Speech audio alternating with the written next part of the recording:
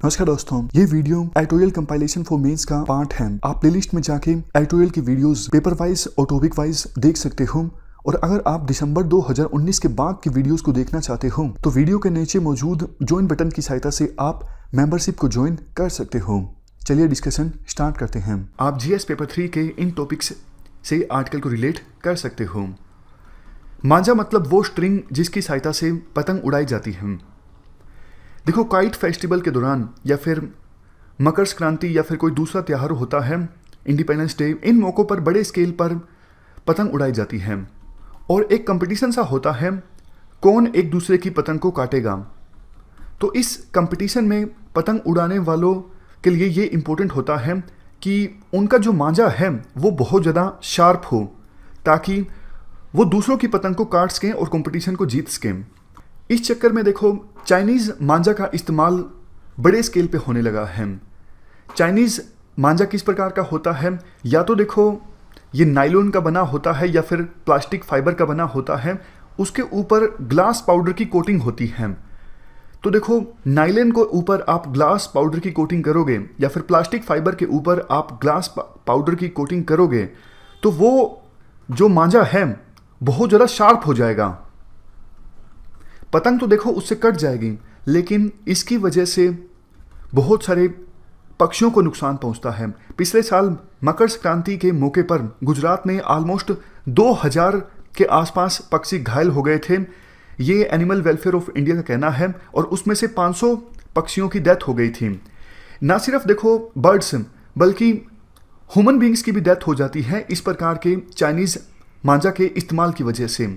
गुजरात में मकर संक्रांति के मौके पर इस साल जो काइट फेस्टिवल था उसमें 3 लोगों की डेथ हो गई थी इस चाइनीज़ मांझा की वजह से और बहुत सारे लोग घायल भी हो गए थे।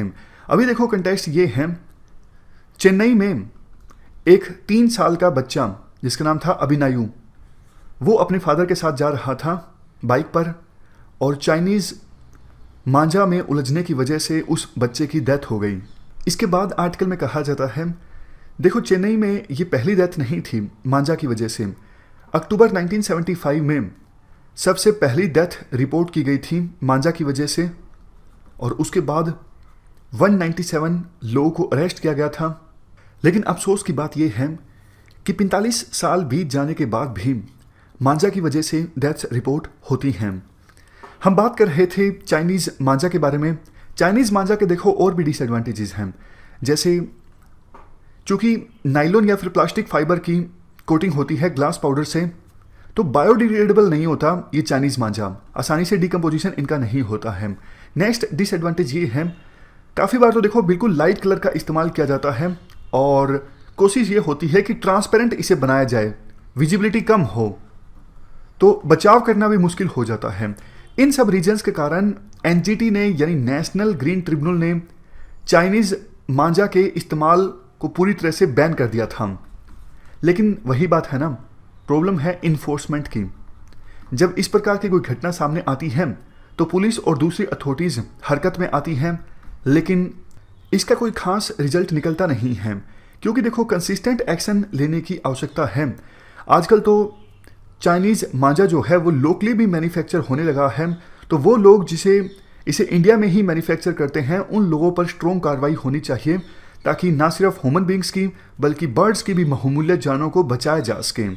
एक सजेशन आर्टिकल में ये भी दिया जाता है, पहले देखो ट्रेडिशनल कॉटन थ्रेड का इस्तेमाल होता था इंडिया में पतंग उड़ाने के लिए और ये फेस्टिवल काफ़ी अच्छा होता था, काइट फेस्टिवल।